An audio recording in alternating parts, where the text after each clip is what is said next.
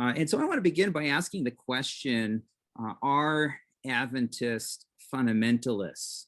Are we fundamentalists? And that's a question that Bill Johnson, I was going through the review through the early 1980s. He asked in an editorial in 1981, before he was even the review editor. I think he was still working for the seminary at Andrews as the associate dean, wrote a very scintillating editorial, and where he answered that question with a resounding no, absolutely not. Adventists are not fundamentalists. But had you turned back to the early 1920s, you would have most definitely seen the answer to that question, are Adventists fundamentalists? The answer would have been a resounding yes.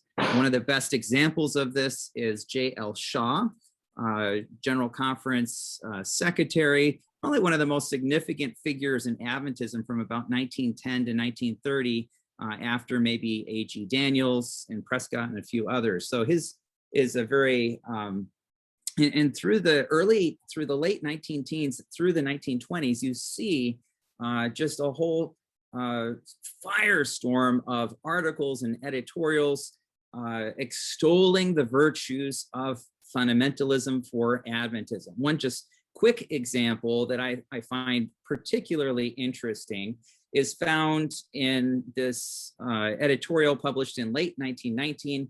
And by the way, just a little preview, what I'm sharing with you today is a portion of some of my research that will be my sequel to my 1919 book that you talked about, Raj, will be coming out later this year. It's called 1922. And so what I've tried to do is build and explore. So if this is Adventism's untold story with fundamentalism, actually the subtitle I used when I submitted the manuscript was Adventist Flirtation with Fundamentalism.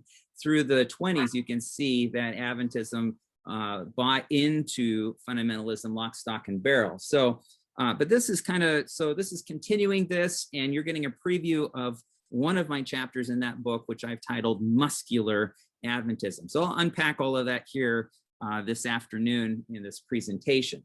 Anyway, so Shaw is worried. He sees all of these things, these tendencies to infidelity, atheism, anti-Christianity, especially in our educational institutions. So there's some strong links, and I've pointed out some of them in my 1919 book with the prophecy conferences.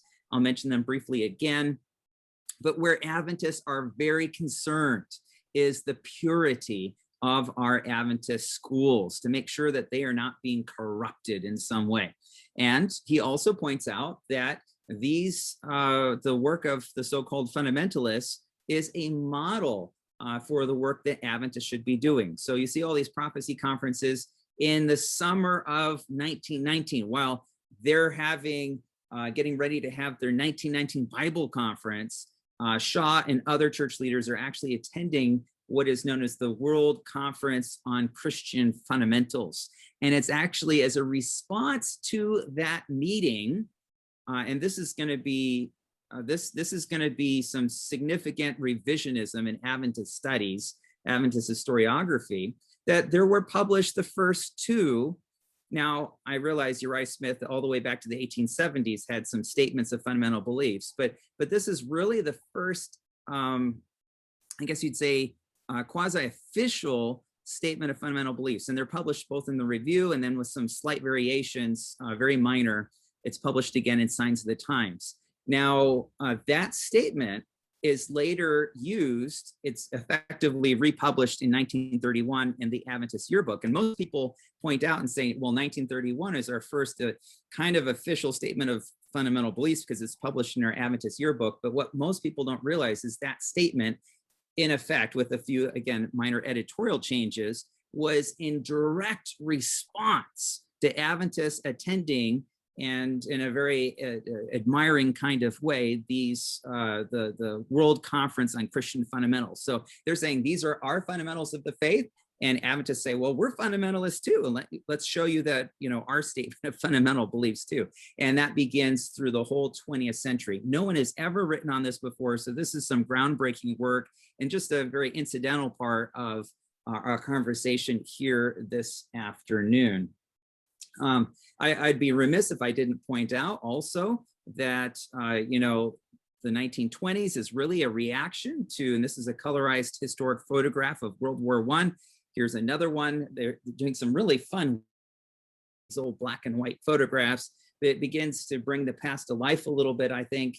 And that spirit of militancy, that sense of nationalism begins to pervade within Adventism. You can even see that within the 1919 Bible Conference, because there are references to people coming.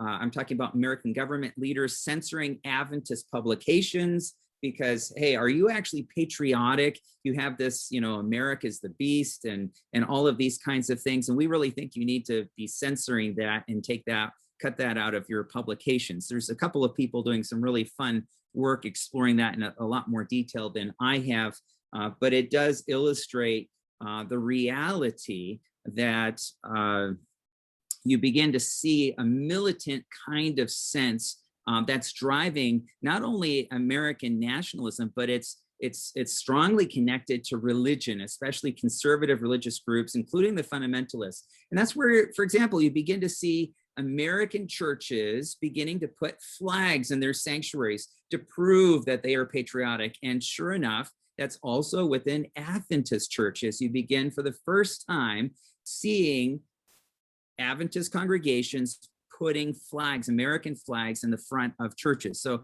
just little tidbits here, but that help to illustrate some broader trends. And of course, I think some of my probably most boring part of my dissertation research related to 1919 had to do with the influenza pandemic of 1918, 1919. And again, here's a nice colorized photograph. For years, I've used the black and white version of this, a very famous photograph of that very tragic pandemic that killed more people than even in all of World War I. And this has an impact of uncertainty and all of this, and combined with militancy that is beginning to profoundly shape Adventism. Again, a little bit of review, a little bit of background, but I'm going to build on this to branch out, mostly focused on gender this afternoon, muscular Adventism, but I'll talk a little bit about race, because frankly, the two are intertwined, at least in terms of our Adventist past, and what I argue is part of the impact of fundamentalism on Adventism. Here's some of these prophecy conferences. Again, Adventist church leaders are extolling these meetings held by the rising ascendant, what again becomes known later after Curtis Lee Laws in 1922 famously coins the term fundamentalism, but it's a movement it's an ethos, it's a way of sensibility, a way of thinking that's very militant, protecting conservative Christianity from these unhelpful elements. And it's closely intertwined with eschatology. Jesus is coming, and Adventists are really, frankly, jealous. How could these fundamentalists do a better job than us at warning the world that Jesus is coming again? So Adventists attend all of the major fundamentalist prophecy conferences, and it is a model for the 1919 Bible Conference, as I've pointed out elsewhere. And it is really, really significant. Eschatology becomes the connecting link between Adventism and fundamentalism. In fact, a number of our church leaders point out, and they say, these are some of the most significant events in all of Christian history, right up there with Luther and his 95 theses. So I just want to, again, give you a little bit of sense, a little bit of background, because I need to give that wider context in order for us to really appreciate our topic for today. And then we get to Ellen White as, the founding mother of Adventism, one of the co-founders of our church. This is a picture we don't usually use when we're talking about Ellen White, but there she is in her casket.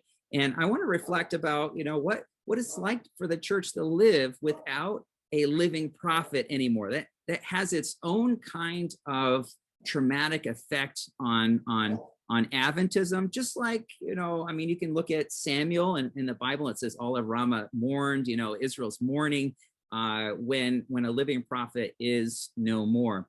And it also raises the question of succession, right? And elsewhere, I've written about Margaret Rowan in several places, who hardly is her body cold in the grave, and she's claiming You can read my articles online. I've written them in several places. Just Google it. I think someone needs to make, Hollywood could probably make a really blockbuster film because it's just such a crazy story that has intrigue and murder and alleged forgeries of Ellen White designating her as her prophetic successor, which is, I mean, just readily seen right away as bogus, but causes a 10-year controversy. And before it's all done, Margaret Rowan is in jail. And if there's anything that's been just phenomenal the last like 5-10 years, since I first started doing work in Adventist studies in the 90s, is how much stuff is digitized.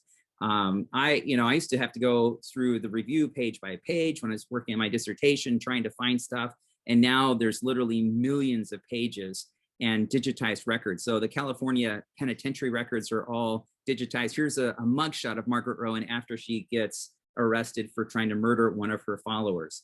But I want to talk about Ellen White for just a second, because I think this is really quite significant. And I will admit that I've been informed by some of my wife's PhD work. She's actually doing a doctorate in early modern studies focused on environment and gender. So she's writing on the mini ice age of the 1590s. And so I can't think of very many people in Adventism that really have formal training in gender studies. And so she's got to be one of only a handful of people really pursuing that area. So she's been doing a lot of great work looking at this in another period of history.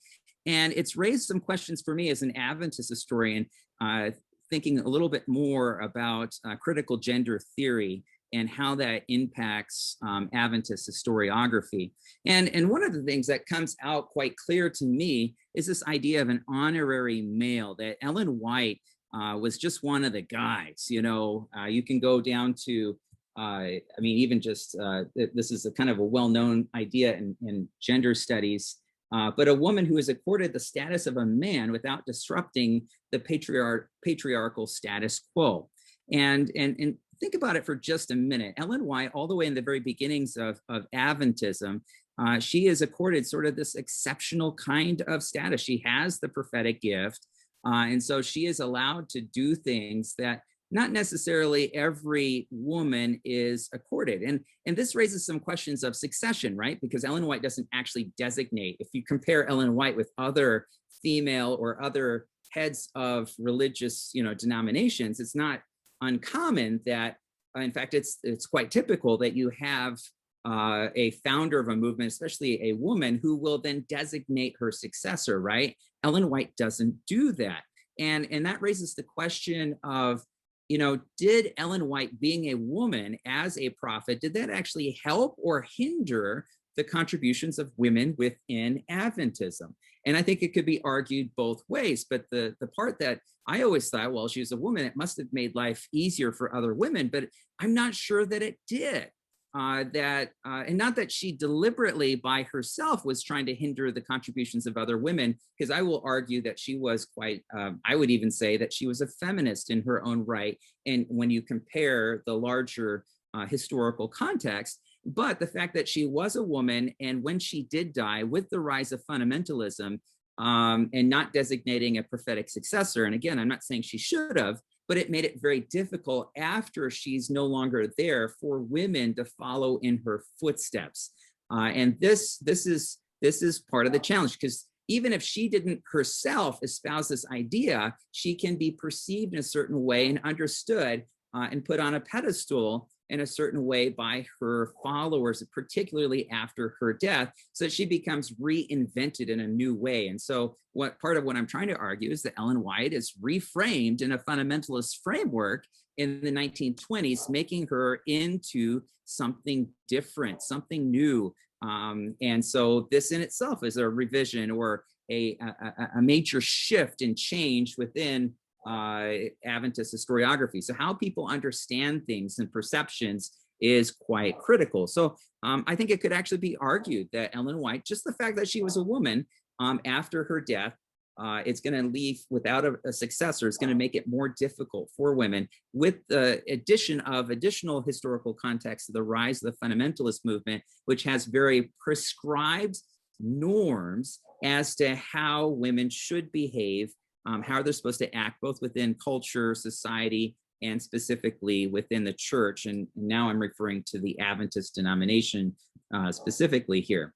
And, I've used this term fundamentalism quite extensively. I'm building on this in a technical sense from the work of David Bebbington, actually was one of my wife's professors down at Baylor, who is quite famous for what's known today as the Bebbington quadrilateral. I asked him one time, he said, well, if I'd known I was going to be famous for that, I wouldn't have put that just in the preface to one of my books, but it seems so obvious to him. He just wrote this down, these 4 characteristics: evangelism, the idea of sharing one's faith; crucicentrism, sharing a focus on the cross; conversionism; and then biblicism, an emphasis on the literal reading of scripture. So all of these things kind of combine together, and the evangelical movement, as it goes more conservative and divides and fights and militantly opposes modernism and liberalism and all of these other trends, they kind of double down on what are the fundamentals of the faith.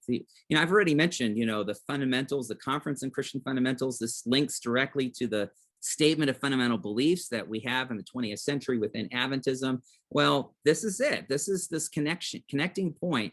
And what they're doing is they're writing and trying to delineate what are the pillars of true Christianity in opposition to these other liberal kinds of trends. And Adventists see a number of examples of this, fighting against modernism. These are Adventist publications by William Worth at Loma Linda and Carlisle B. Haynes, the famous evangelist.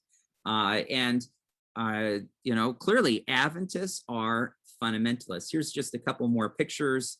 The onslaught of modernism is a tidal wave as a family's taking refuge with the Bible. I don't have a lot of time because I want to kind of shift and move a little bit more towards this militant or muscular Christianity or muscular Adventism. I will just point out, and if you haven't read my 1919 book, encourage you to do that.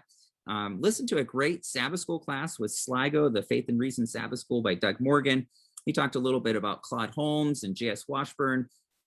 You have this militant group within Adventism that are pushing for inerrancy, and they're very opposed to what happens at the 1919 Bible Conference, and they see Adventism as not being fundamentalist enough. That the missing link is that Adventism needs to really push more towards inerrancy, proof texting, a rigid reading of inspired writings, especially Ellen White, and even reading the Bible through the lens of Ellen White. So it's almost like this magnifying glass. You can't really understand the Bible without Ellen White. And so this is this kind of push that is happening within Adventism. Now I'm going to argue something here today that I'm arguing in my next book that on 1922, that basically as Adventism pushed the boundaries of fundamentalism, and I would say Adventist fundamentalism during the 1920s, it was not monolith. It was a continuum, right? So you have some that are more progressive,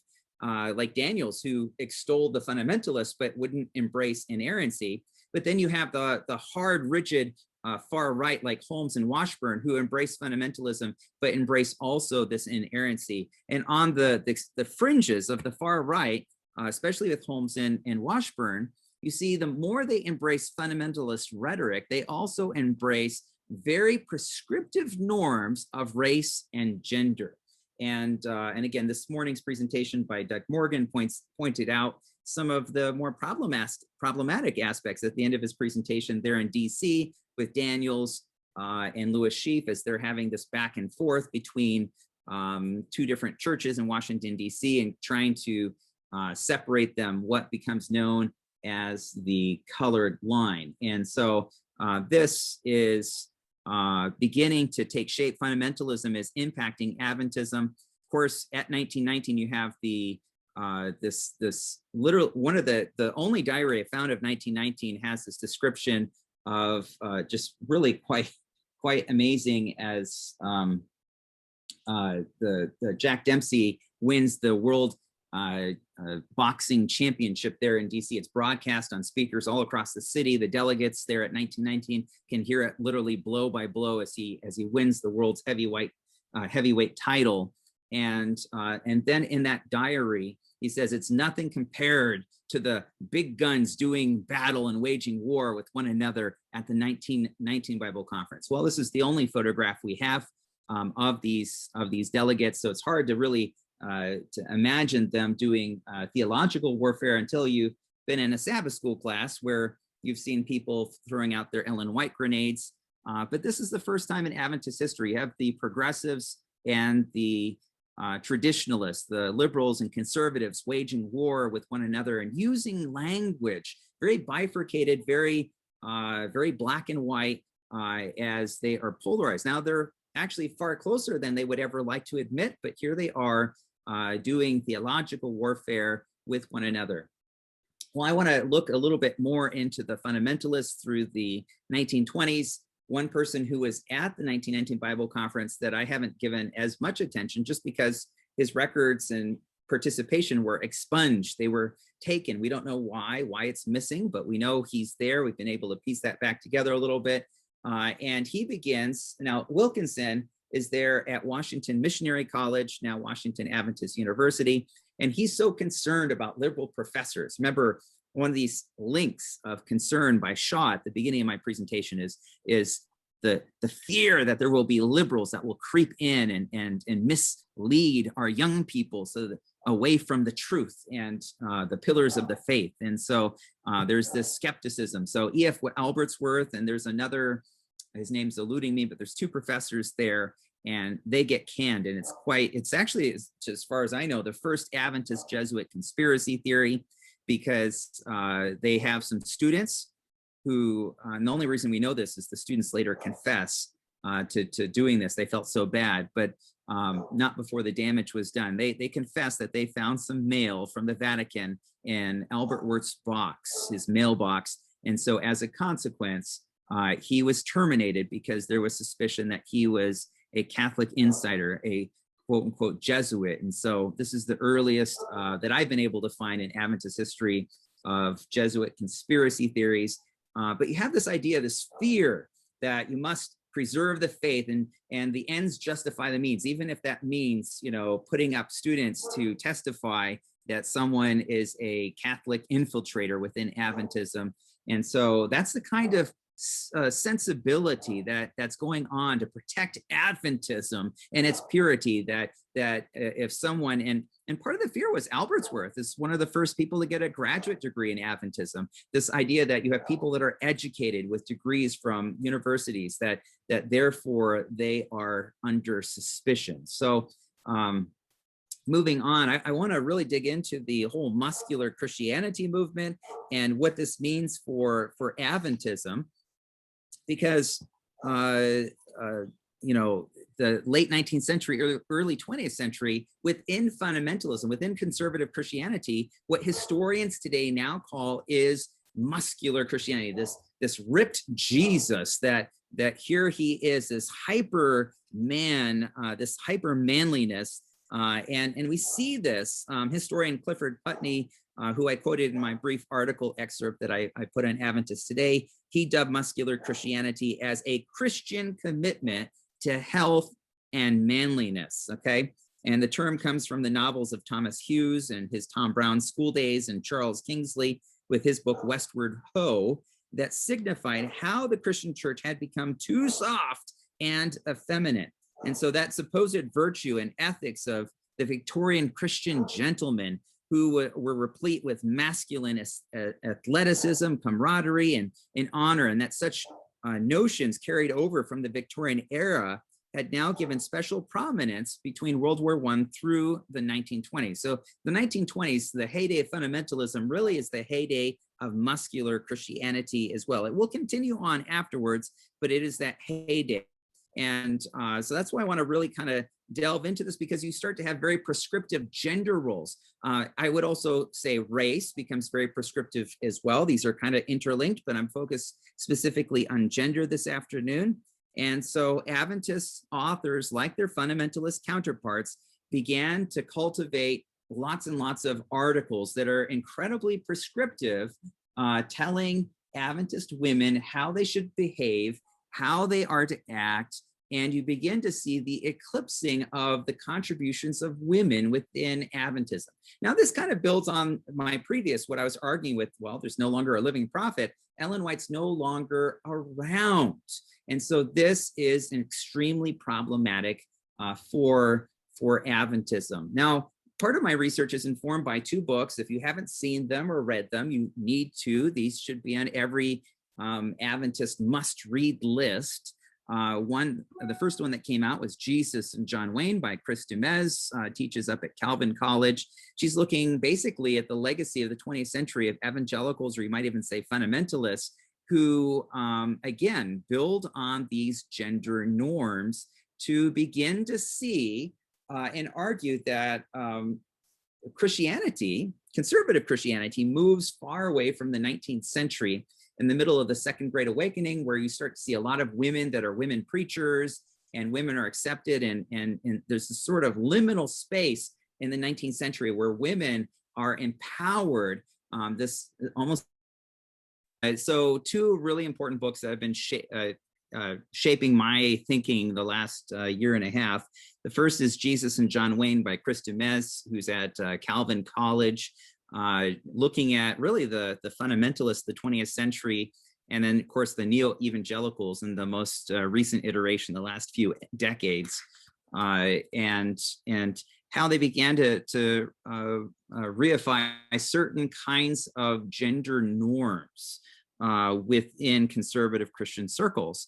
And again, I was talking a little bit about Ellen White, how, this kind of connects back, the no longer having a living prophet to the early 20th century, that by the 1920s, you eclipse women from ministry, where women basically disappear, with the exception of a few women missionaries overseas. But within the North American context, there are no longer any women pastors or church leaders, just completely disappear. So we have a 180 that takes place. And you have Beth Barr's book, The Making of Biblical Womanhood.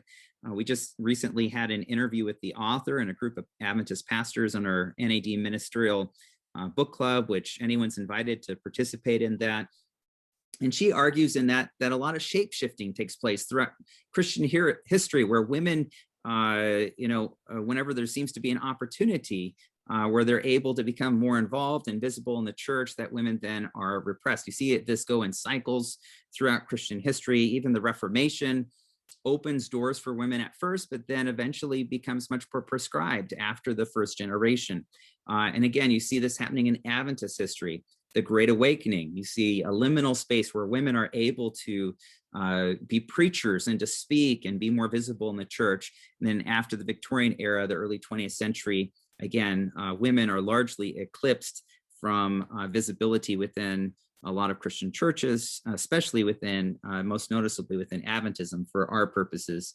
And if you haven't seen these two books, these should be in a must read for any Adventist that cares about the roles of women in the church and where this is going and what this means for today. Well, after reading these two books, I got to thinking, as I've been working on fundamentalism, I kind of knew this a little bit, but it's pushed me and challenged me to think a little bit more detailed about what this actually means for Adventism, especially for Ellen White. Now, if you were following the Olympics at all, Ellen White was playing on the British soccer or football team, and I was trying to think of a muscular Ellen White.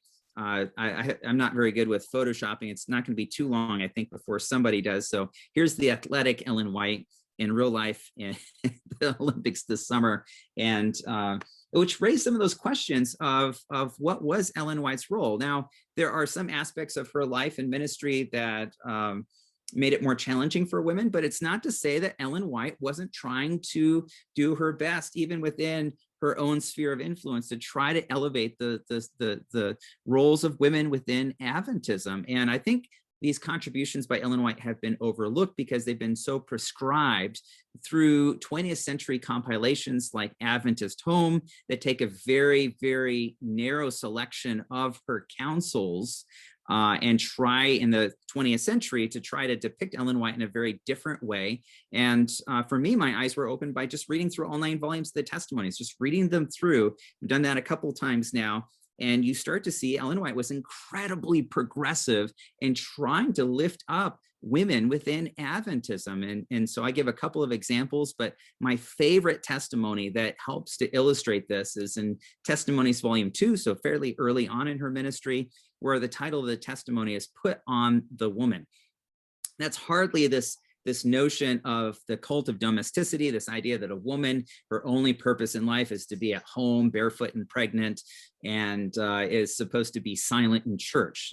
Ellen White was not silent, and she certainly did not, well, she elevated, that womanhood and motherhood, these kinds of things are very important and have appropriate roles, but that may not be for every woman, and that women should be visible within the church. And so she is incredibly progressive. She never joins the women's rights movement, and she's quite clear as to why, because there are a number of leaders in the women's rights movement who go into and are advocates for spiritualism. She didn't want to be associated with that, but that doesn't mean she was against the women's rights movement. And so really what you see is Ellen White avoids both extremes, the cult of domesticity. She avoids the women's rights. And so what she begins to do is this via media, this in between biblical egalitarian view of womanhood that she espouses throughout her life, and she grows increasingly supportive of women within the church. As she gets older, you begin to see her advocating increasingly. So I'd even argue that Ellen White was a feminist, or at least maybe I should say a biblical feminist, certainly not a secular feminist, but she was a biblical feminist, uplifting and elevating the contributions of women. Women are not doormats to be run over. They should be educated. They should be visible in the church. And if God has called them, they should even be allowed to preach and be visible within the faith community.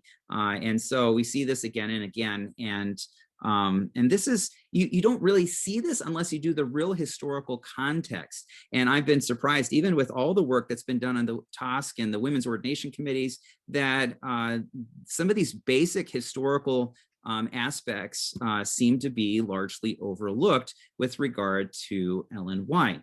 Because everyone's focused just in ordination, they're not focused on gender roles and looking at gender theory to try to better understand her contributions.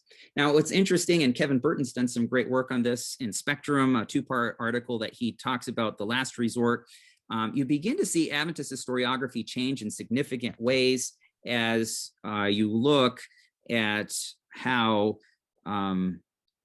her calling is described. No longer is she just the weakest of the weak, but God really wanted a man. And so you see the story of how Ellen White's prophetic calling. It's not just 2 other people that are called and that resist and then given to the weakest of the weak. It's God really wanted a man, couldn't find any man available, tried to, they didn't pan out. And so as a last resort, God finally chose a woman. So this comes back to where I was talking about earlier of this exceptional woman kind of theory. So Ellen White, and through fundamentalism, the prism of fundamentalism in the 1920s begins to become this exceptional woman, this kind of notion that we begin to see within Adventist historiography. And it's not insignificant that in the 1920s, from about World War I through the 20s and 30s, you see a whole series of books on very prescriptive roles for women. Some of the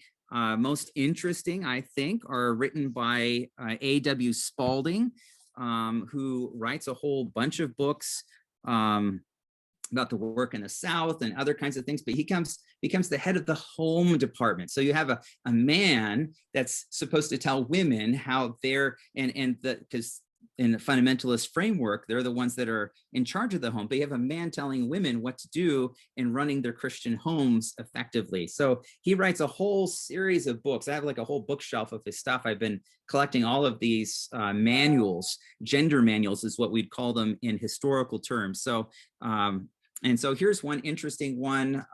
This one is by another person, Avery Stuttle, Making the Home Peaceful. So a woman's role is to be only at home, raising children, and to be in a supportive role. Here's another advertisement for the Real Home by Vesta Farnsworth, looking at very prescriptive. In fact, it's interesting.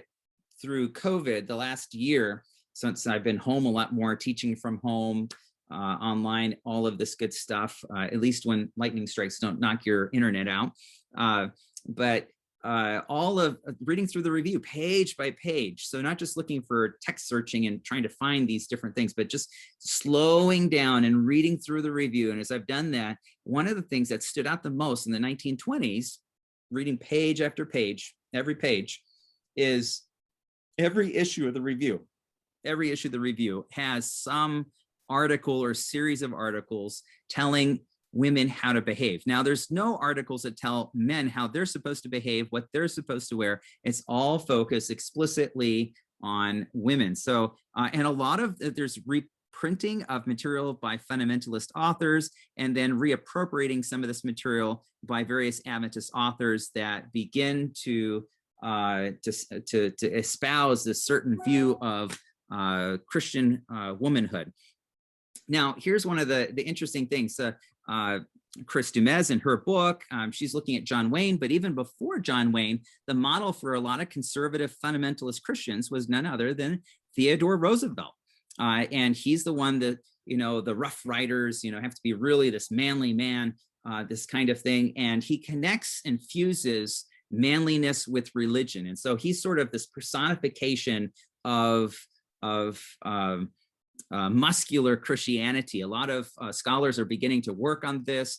And so here's what's kind of a curious thing. As fundamentalists walk down this path of muscular Christianity, Adventists do as well. You begin to see this mirroring of the muscular Christianity movement, which I have dubbed Adventist, or muscular Adventism, I should say. One example of this, and here's the actual picture, the frontispiece on top of the article, the artwork that goes with it, the passing of the man, right? So this idea that manliness is under threat, and it's operating. It's actually very influenced by modernist thinking, this bifurcation of black and white, of a lot of different things. Liberalism is bad, and so the way you respond is you double down on certain things to be able to reify certain traditional norms, whether theological or cultural, or in this case, I would even say race and gender. And so manliness is under threat.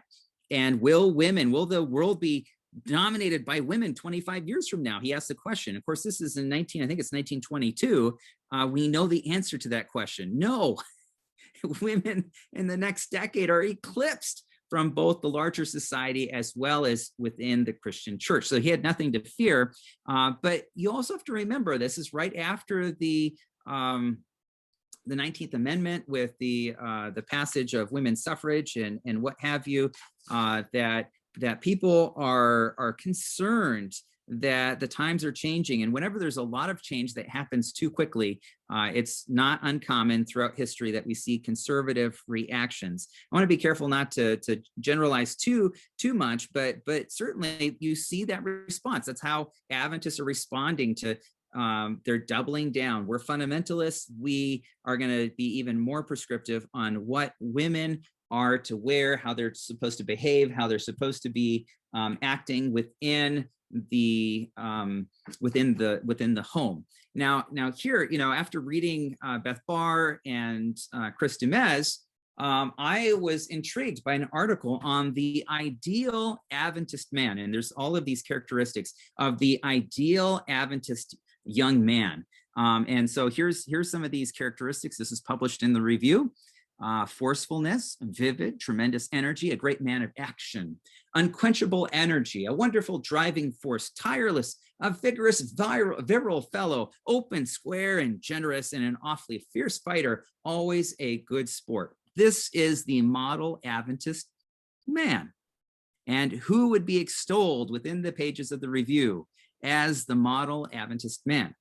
Well, you might think, and maybe some of you will even react to this in the chat, and you can tell me who you think it is.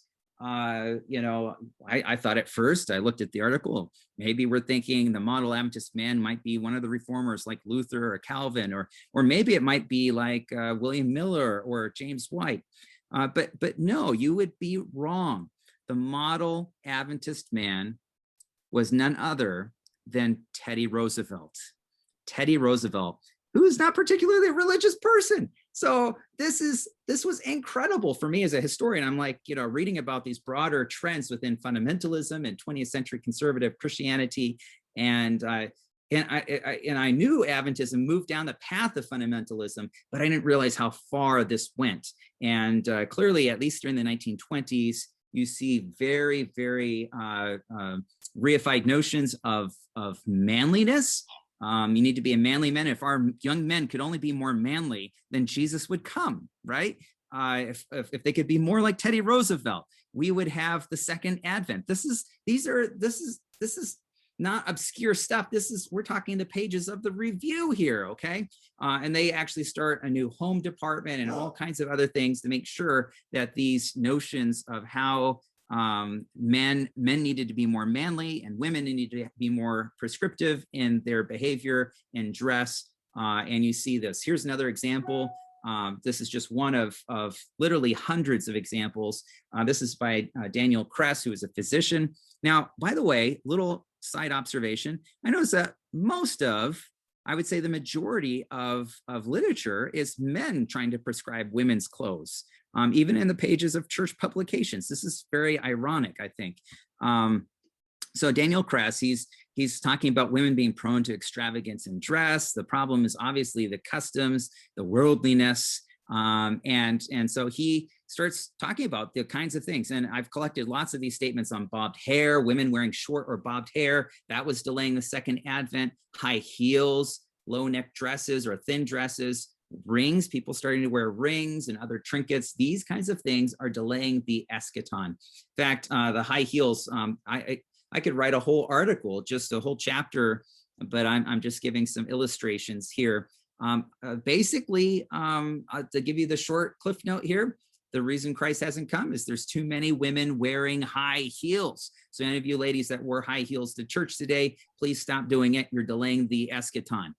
That's the kind of framework, very prescriptive behavior, very much focused on exactly how women should behave.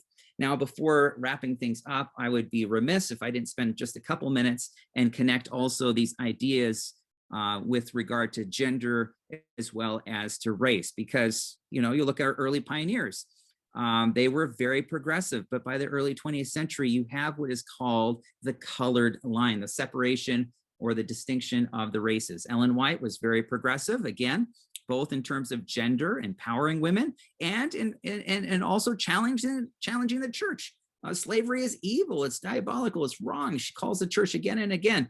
But by the end of her life, and especially after she's dead, the church begins to move very much in the direction through, again, a very selective use of certain quotes, this kind of proof texting method, which was very well known within fundamentalist circles to, again, to espouse a very, very certain kind of view of race. And I'm working on a paper that'll be presented at a major academic conference in next year, looking at Adventists and the Ku Klux Klan. This is incredible. Not only do you have people like Washburn and Holmes, the more that they go to the extreme end of fundamentalism, very rigid, narrow readings of Ellen White and inspired writings, you see them also becoming very prescriptive in terms of race and gender. And so, Washburn writes some of the most racist stuff I've ever read in all of Adventist history, as does A.W. Spalding. And I could go a list of other church leaders. And so as I was doing research in the 1920s, the second wave of the Ku Klux Klan, it shocked me that there were Adventists who became very active within the Ku Klux Klan. Again, a lot of, not all, but some fundamentalists began to move towards embracing the Klan, and it's very religious, it was very attractive to conservative Christians because it was promoting Christian nationalism. It was promoting, it was anti-Catholic. It was for private Christian education. And, there's Adventists that are kind of asking, what's there not to love? There's everything that we want here, including the separation of the races. So this idea that there's a natural hierarchy where women are subjugated to be quiet, that the subjugation of the races at the same time has theological implications. In fact, I read, actually, there's several Adventist authors that they begin to write rhetoric in the 1920s that there'll be a black and white heaven. So you begin to see that this theology of fundamentalism, a rigid way of interpreting scripture and proof texting, that fundamentalist influence comes with very, very prescribed notions of gender and race. The two ideas are very interconnected. And as a historian, it's rather horrifying, but I feel that I have a responsibility to tell not the past that I want to tell, an idealized past, but the past, both the good things that I admire about our pioneers, but also the moments where tragically we've fallen short of those ideals. And I think we need to acknowledge the extent of influence of fundamentalism, how that really messed up Adventism in terms of race and gender. And I'll be coming out with more work in the future on some of the research that I've been doing on the Klan. I'm just going to skip this because I don't have time here. Of course, this all culminates in the 1922 General Conference session. Look at this picture. One of the photos I've been able to find at the 1922 General Conference session as Adventism pivots very much into the realm of fundamentalism. Notice all the American flags within the stadium. Adventists and Christian nationalism with reified notions of race and gender. By the way, the photo of the colored line is at the same General Conference session, right? That where you see this separation of the races, the colored line. These are our colored delegates. They have to be separate from everybody else, right? So all of this goes on to have a profound impact on Adventism because what the way they're doing theology is by what they're against. So liberalism, this new theology, it's evil, it's bad. These are Adventist graphics and church publications. So we must respond accordingly. And so it's very reactionary theology, and without realizing the extent of the theological underpinnings, I'm having to skip a few slides here for the sake of time, because I want to have a little bit of time for Q&A here to dialogue together. By the way, I'm also arguing in my book, my next book, that really the 1920s becomes the fertile ground for the birth of last generation theology. A lot of people have looked at M.L. Andreasen in the 1930s and later, but it's this emphasis on a very specific way eschatologically and theologically of reading inspired writings, combined with this perfectionism of how you can't be wearing high heels or bobbed hair, that's delaying the second advent, begins combined with fundamentalist emphasis on perfectionistic behavior that really, and again, Jones and even others had taken these ideas of this very rigid way of interpreting writings, but you begin to see Adventism moving down the track towards last generation theology. But one last aspect, and this sort of was a wake-up call for me with January 6th this year. Some of you may have noticed that there were Adventists that were marching, and as the Capitol was being stormed, passing out great controversies. And perhaps you've met some people like I have, that Adventists, very committed Adventists that believe very much so in QAnon. And trying to morph their eschatology of end time events. I can think of several Adventists that I know that have been stockpiling weapons in their basement so they can shoot their way through the end times. And I have to always ask, that's not kind of the scenario that of the great controversy that I read of God's people militantly defending themselves and their faith through the end times. And I would argue that these are signs, once again, of maybe what I would call a neo-fundamentalism in the 20th century.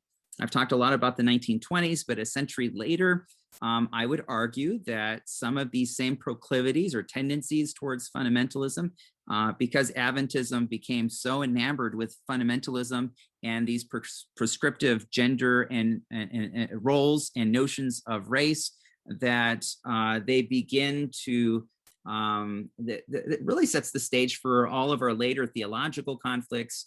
Of course, I don't have time, but through the 20th century, we have a whole bunch of other issues that go on. But we're seeing this resurgence of of Christian nationalism going on within Adventism today, where people want to militantly defend their faith. And often when I hear that, they've conflated their faith with their patriotism, their views of, and sometimes even I would say Christian nationalism. They can't see the difference between the two, and they've been able to morph those together. Well, you see this all the way back in the 1920s. I found this article by Lewis Christian. This is the front page of the review, by the way, okay? And you have this picture of these immigrants, right? And on the left, you have an older brother who's kind of come over to the United States. He's civilized. He's been Americanized, right? And on the right, in the center of the photograph, you see his mother and his newly immigrated brother who have just come over. They've just landed, and so the contrast between the two is very significant. So here in the review is being extolled, within the context of fundamentalism here, right? And nationalism, this conflation of faith and patriotism, what I call Christian nationalism.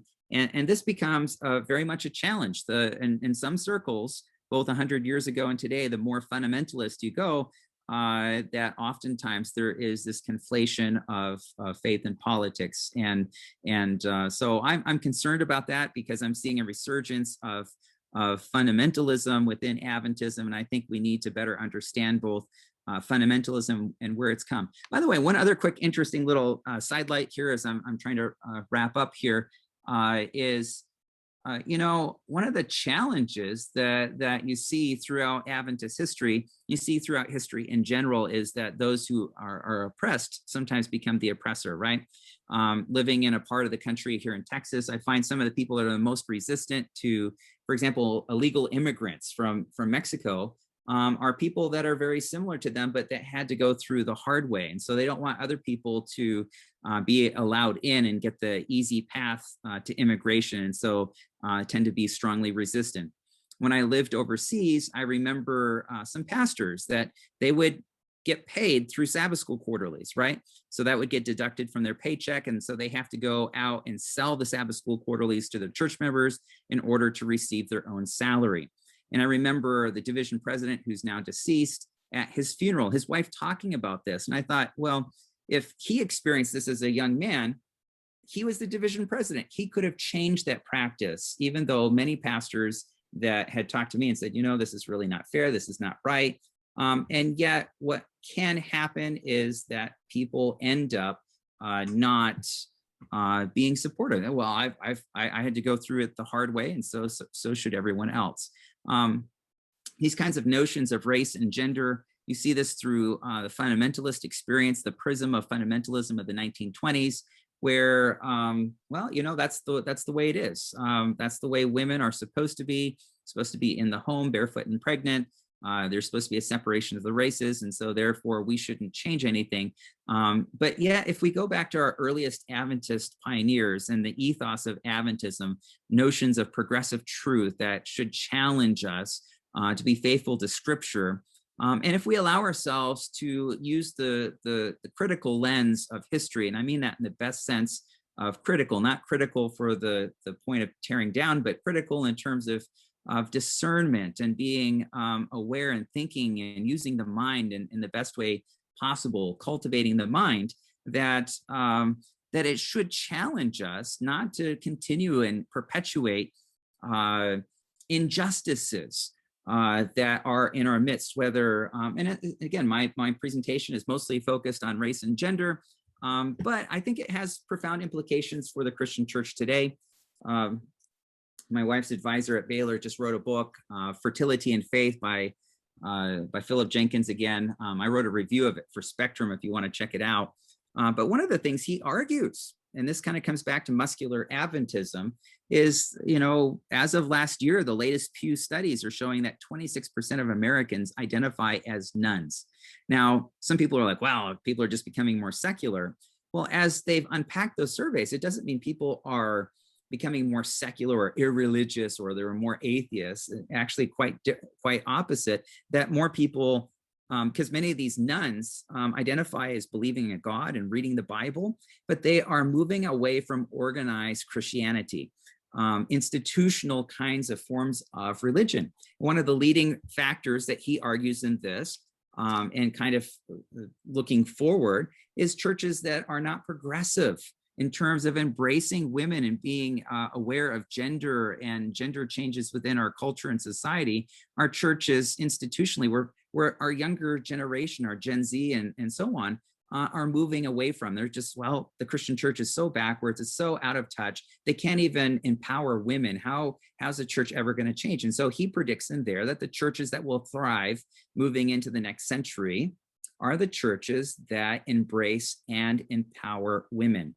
So we need to not only be aware of our history and the influence of fundamentalism and muscular Christianity and what I dub muscular Adventism, but also we need to be aware that of these larger trends that are shaping the world around us, and that it is high time for Adventism to move, to embrace and empower women in our midst in every way that we possibly can. And that oftentimes the limiting factor has been our culture and, frankly, our unawareness of the impact of larger outside influences like fundamentalism that continue to pervade and to shape Adventism. I'll close by telling you a quick story, but I was in a country overseas that will remain nameless because I don't want to embarrass anybody. That's not my purpose, but I was traveling and I arrived. I was the guest of honor because I was going to do some teaching. And as I was there, I had the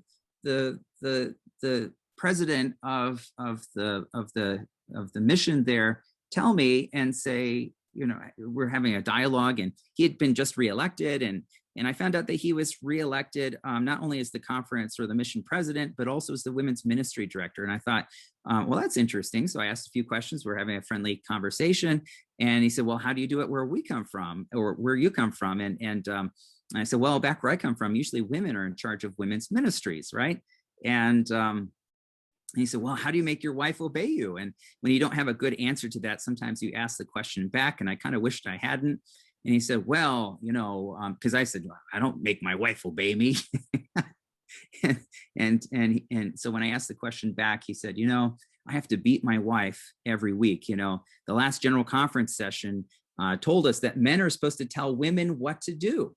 So this idea that, and I said, well, that's not how I was there, and that's not how I remember the vote at the last general conference session. But too often we allow our culture and our other frameworks to blind our eyes. And what ends up happening is we end up reinterpreting those kinds of things.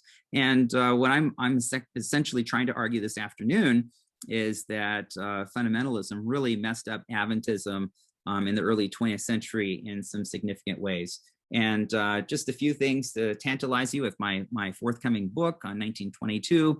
Not only did it mess us up, you know, with a focus on very prescriptive lifestyle behavior, but also gender discrimination, the exclusion of women in ministry. Women are eclipsed. They disappear within the church. Racial segregation. Again, I've just been able to highlight a few details, but you begin to bifurcate. You know, the black and white, the colored line is reified and enforced. Anti-intellectualism. You get rid of your people that are trained as academics. You don't listen to them. You don't need academics. And one of the concerns of the 20th century, you see this back and forth. Will we allow our scholars to have a voice within the church, right? And when scholars are muzzled, you have this kind of reinforcement going back to these notions of anti-intellectualism. I didn't really talk about this, but that's another major aspect of the 1920s and fundamentalism. You have your separate schools. You protect them in little bubbles away from outside influences. I did talk a little bit about Christian nationalism. This is another legacy of fundamentalism. And last but not least, last generation theology. This is the seedbed. Fundamentalism is the seedbed of last generation theology. So hopefully I've raised some questions in your minds. I look forward to some discussion together. I'd love to hear what you think. Maybe there's some points I haven't been clear. And most of all, I hope later this year when my book comes out on 1922, I'm not trying to sell books on Sabbath here, but I hope you'll at least read that. later this year when it comes out. So thanks for your time. And again, I look forward to our discussion together.